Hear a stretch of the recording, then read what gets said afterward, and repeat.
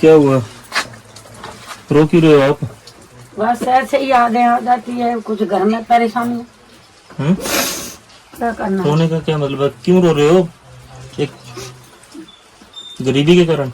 गरीबी है और क्या, कमाने वाला कोई है नहीं। तो मत घबराओ, कुछ ना कुछ तो करेंगे, हम भी सब मिल के कर रहे हैं। बोल पाते हैं ये? बोल तो आते हैं, बोलते हैं। क्यों रो रहे हो बताओ मेरे को, क्या हो जाएगा? ऊंचा रोने से क्या होगा? एक तो मेरे को सुनाई नहीं देता, एक सबसे ज्यादा दिक्कत बाथरूम की। कीड़ा में चल भी नहीं पाते हो आप? चल भी नहीं पाती है। राशन मिल रहा है ठीक ठाक? राशन कम से कम मिल रहा है, वो भी तो महंगा ही है। 700-800 रुपया हो तो मिलता है। सिलेंडर भी रुपया जोड़ के 1-2 साल के बाद भराती हूँ, उससे पहला नहीं भर सकती, नहीं तो लकड़ियाँ जलाती हूँ। मत करो आप ना, हौसला रखो आप, ठीक है? अजदा जो केस है, मुझे पता नहीं है, मैं आपको क्या बोलूं, मैं भर गया हूं देख के ना ये चीजें। आप शुक्र मनाओ कि आप बहुत अच्छे घर में बैठे हो, लेकिन कई लोग तरसते हैं आपकी तरह। घर तो छोड़ो, आपके जो बाथरूम है ना, उतनी जगह भी उनको मिल जाए रहने के लिए ढंग की, उसके लिए भी लोग तरसते हैं। आज का ये जो केस है, ये आपकी मर्जी है, आप इस केस को कहाँ तक लेके जाते हैं। आप सबका सहयोग इस परिवार के लिए कितना मिलता है, कितना नहीं मिलता है। देखो, इंडियन हेल्पिंग हैंड्स हमारी टीमें पूरे हिमाचल में सेवा कार्य करती है। हमारा सिर्फ इतना मोटिव होता है कि हम आप तक, सरकार तक और उन लोगों तक जो अधिकारी बड़ी कुर्सियों पर बैठे हैं, उन तक उन लोगों की आवाज पहुंचाएं जो बेचारे ठीक से बोल भी नहीं पाते हैं, जिनके गले से आवाज नहीं निकलती है, जो गरीबी के बोझ नीचे दबे हुए हैं। और उनकी हालत यह है कि उनसे सरकारें बनवाने के लिए वोट तो ले लिया जाता है, लेकिन उनकी आर्थिक स्थिति को इस तरह छोड़ दिया जाता है जैसे कोई भेड़ बकरी हो। आज मैं जिस परिवार के साथ बैठा हूँ, ये गांव का नाम है तामड़ी। तामड़ी तहसील झंडुता और जिला बिलासपुर। इस गांव में एक परिवार है। पहले तो मैं आपके डाउट क्लियर कर देता हूँ। जो लोग मेरे ये समझते हैं, भाई बहन समझते हैं कि बस हम लोग ऐसे ही जाते हैं, ऐसे ही जाके कुछ भी उठा के बना देते हैं। इनके अकाउंट में 580 रुपए हैं। ये मैं आपको भी बताना चाहता हूँ, ये मैं सरकार को भी बताना चाहता हूँ। कष्टों के बारे में तो जब बोलना शुरू करूंगा आप गिनते रह जाओगे। पहले मैं ये बता दूं कि इनके पास सुविधाएं क्या है। इनके पास 580 रुपए इनके अकाउंट में हैं, और ये 580 रुपए आप समझ लीजिए पूरा महीना निकालना है इन्होंने इस 580 रुपए में। अब दूसरी बात मैं आपको गिनाना शुरू करता हूं। ये एक ही एडवांटेज थी इस परिवार की कि इनके पास 580 रुपए हैं। अब दूसरी बात मैं आपको गिनवाता हूं इस परिवार की मुश्किलें क्या है। माया देवी 62 साल की है। काम करना तो छोड़ ही दो, अब फिर भी कहीं ना कहीं मनरेगा में हाथ पांव मार रही हैं। काम करना तो बहुत दूर की बात है। ये उनकी बहू है, विधवा बहू कह सकते हैं आप इन्हें। ये उनकी विधवा बहू है, और ये करीब पिछले 8-9 साल से व्हील चेयर पे हैं। माया देवी के ऊपर जिम्मेदारियां क्या है? अपनी बहू की जो दिव्यांग है, 2 बच्चे हैं इनके छोटे छोटे, एक 6वीं में है, एक लड़की 8वीं में है। दोनों की शिक्षा की जिम्मेदारी इनके ऊपर है। वो बुजुर्ग हो चुकी हैं, उन्हें बुढ़ापा पेंशन नहीं लगी है, लेकिन हाँ उन्हें विधवा पेंशन लगी है 1150 रुपए महीना। ये दिव्यांग है, इन्हें विधवा पेंशन लगी है 1150 रुपए महीना। कुल मिला के इस परिवार को महीने का 2200 से 2300 रुपया एक बहुत बड़ी आमदनी है इस परिवार के लिए जो आती है। अब मैं आपको इस घर के बाहर का कुछ सीन पहले दिखाना चाहता हूं।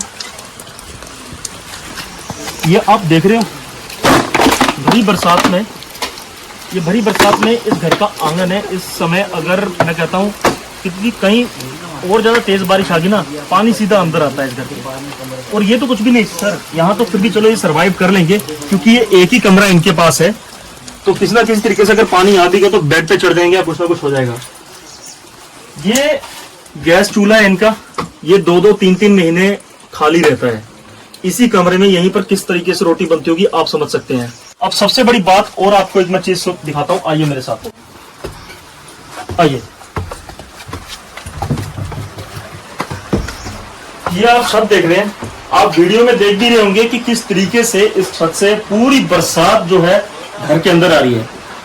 आप लोग पक्के मकानों में बैठे हैं, मैं कहता हूं भगवान करे आपको और ज्यादा मिले, भगवान करे आप और ज्यादा तरक्की करें। हम पक्के मकानों में बैठे हैं, हम कहीं ना कहीं हमारे दिल में तसल्ली है कि भगवान ने हमें सही जगह रखा है। ये परिवार जगह जगह से छत टूटी हुई है, पूरा बरसात का पानी नीचे गिर रहा है और ये नीचे भी पूरा लेंटर कच्चा है। और इसको मैं मायने से कहूँ, अगर तगड़ी बारिश हो जाए तो मुश्किल से इस घर को टूटने में 10 दिन लगेंगे, इस घर की दीवारें ढहने में 10 दिन लगेंगे। तो यहाँ से पानी बह रहा है, तो यहाँ पानी बह रहा है, हर जगह मतलब ऊपर से गीला पड़ा हुआ है, छत पूरी टूटी है और बुरा हाल है इस परिवार का। अब मुझे कोई ये समझा दे कि भाई साहब 2200 रुपया 2300 रुपया आप महीना कमाते हो, आप उस 2200-2300 रुपए में नया मकान बना लो। आप बना पाओगे कभी भी जिंदगी में? आइए नीचे दोबारा मैं आपको और दिखाता हूं। अब जिस परिवार के पास ये नहीं उसको पता कि आज की रोटी का इंतजाम कैसे होना है, जिस परिवार के पास शौचालय ही नहीं है, आप मेरी एक बात समझाइए मुझे। मैं गवर्नमेंट से भी क्वेश्चन करना चाहता हूं, हालांकि गवर्नमेंट की एक बहुत बड़ी योजना इस परिवार को मिली है, मैं उसके बारे में भी आपको बताऊंगा अच्छी तरह, लेकिन मैं चाहता हूं पहले आप एक बार इस प्रॉब्लम, इस परिवार की समस्याओं को समझ लीजिए, फिर कंपैरिजन कीजिए उस योजना का। ये परिवार में 3 मातृशक्तियां, एक बेटा है। अब वो तीनों मातृशक्तियों के पास शौचालय नहीं है। जब इनसे पूछा कहाँ है शौचालय तो बोलते कभी किसी के शौचालय में चले जाते हैं, कभी खेतों में चले जाते हैं, कभी कहीं। अब ये बहन दिव्यांग है कितने सालों से, अब इनके लिए शौचालय जाना बहुत कड़ी मुशक्कत का काम है, कमरे में ही करना पड़ता है सब कुछ यहीं पर, और काफी टाइम से कर रही है। वो माँ कर रही है बेचारी, जो जिसको ये नहीं पता मैं इस बेटी का करके बाद में मैं दिहाड़ी कहाँ लगाने जाऊं, मैं परिवार के लिए 4 पैसे कहां से कमाऊं। सरकार ने पेंशन लगा दिया, सरकार ने अपना पल्ला झाड़ लिया है, सरकार ने एक योजना बनाई थी। आज अगर हम इस परिवार की आर्थिक स्थिति की बात करेंगे तो सरकार यही बोलेगी कि हमने तो योजना दे दी, हमने महीने का 1100 रुपया इनको दे दिया। बहुत बढ़िया बात है, 1100 रुपए अगर मैं सरकार को 2000 रुपए देना चाहूंगा, आप मेरे पास आइए, मैं आपको महीने का 2000 रुपए दूंगा, आप उसमें मुझे अपना गुजर बसर करके बता दीजिए। मैं नहीं कहता आप लाखों इस परिवार को दीजिए, लेकिन आपके सर्वे में इतनी ताकत होनी चाहिए कि पता लग सके कि उस परिवार की नीड कितनी है, या अगर आपके पास योजनाएं हैं तो वो इस परिवार तक सिर्फ नहीं पहुंची हैं। फिलहाल घर टूटने की कगार पर है, मुश्किल से 10 दिन 20 दिन। सरकार की एक बहुत बड़ी योजना इस घर तक पहुंची है, प्रधानमंत्री आवास योजना। बहुत बड़ी योजना है, 1,30,000 या 1.5 लाख के आसपास की योजना पास होती है। लेकिन इस योजना का एक बहुत बड़ा प्रावधान है कि आपको पहले खुद से सामान लेके नींव बनवानी पड़ती है, खुदवानी पड़ती है, उसके बाद आपको फर्स्ट किस्त आती है जब आपकी नींव बन जाती है। सर नी खुदवा के उसको चिनाई में करने में कब से कभी एक परिवार का 30,000 के आसपास रुपया लग जाता है। मैं यहाँ पर आपसे एक छोटा सा क्वेश्चन करना चाहता हूँ कि 2200-2300 रुपया महीने का आपके पास आ रहा है, आप उसमें से गैस सिलेंडर 1100 रुपए का गैस सिलेंडर भरवाएंगे, 300-400 रुपए का बिजली का बिल भरेंगे, 600-700 का राशन लेंगे, या बच्चों की पढ़ाई में पैसा खर्चेंगे, और भगवान ना करे अगर कोई बीमार पड़ गया उसकी दवाई पे पैसा खर्चेंगे, और उसके बाद भी मैं उसमें से कुछ पैसे बचा के रखूं कि मुझे ये पैसे इकट्ठे करने, कल को मैंने नींव खुदवानी है, उसके बाद मेरी योजना शुरू होगी। कई परिवारों की योजनाएं इसी कारण से वापस चले जाती हैं क्योंकि उनके पास स्टार्टअप के लिए पैसा नहीं है, वो करे क्या। इस परिवार में कोई मर्द नहीं है, इस परिवार में जो मर्द थे वो बेचारे जा चुके हैं, इनके हस्बैंड जा चुके हैं, माता जी के तो चलो बहुत पहले चले गए। अब इस परिवार में कमाने वाला कोई नहीं है, एक कुर्सी पे है, बेड पे है, दिव्यांग है, दूसरी उम्र दराज है, उनकी उम्र 62 साल के आसपास हो चुकी है, उनको सिर्फ अभी तक विधवा पेंशन लगी है, वो आप उसको चाहे बुढ़ापा पेंशन बोलो चाहे विधवा बोलो, बात तो वहीं पे है। अब दिक्कत इस परिवार में यह है सर कि इस परिवार के पास 1 रुपया नहीं है अपनी योजना को स्टार्ट करने के लिए। सरकारों को ऐसी कोई योजना में तब्दीली लानी चाहिए ऐसे परिवारों के लिए जो इतने जमीन से लगे। अब मुझे नहीं पता ये घर कब तक खड़ा है। आज अगर भारी बारिश हो जाए आसपास, आप सब समझ रहे हैं कि कितने फ्लड्स आ रहे हैं हिमाचल में, कहां कहां कितनी कितनी तकलीफें आ रही हैं, कहीं स्लाइडिंग्स हो रही है, कहीं पे बादल फट रहे हैं, और आप सबको मालूम है मॉनसून चल पड़ा है। आज अगर इस घर को ना बचाया गया तो ये बच्चे और ये बुजुर्ग और ये बहन ये सब के सब बेघर हो जाएंगे।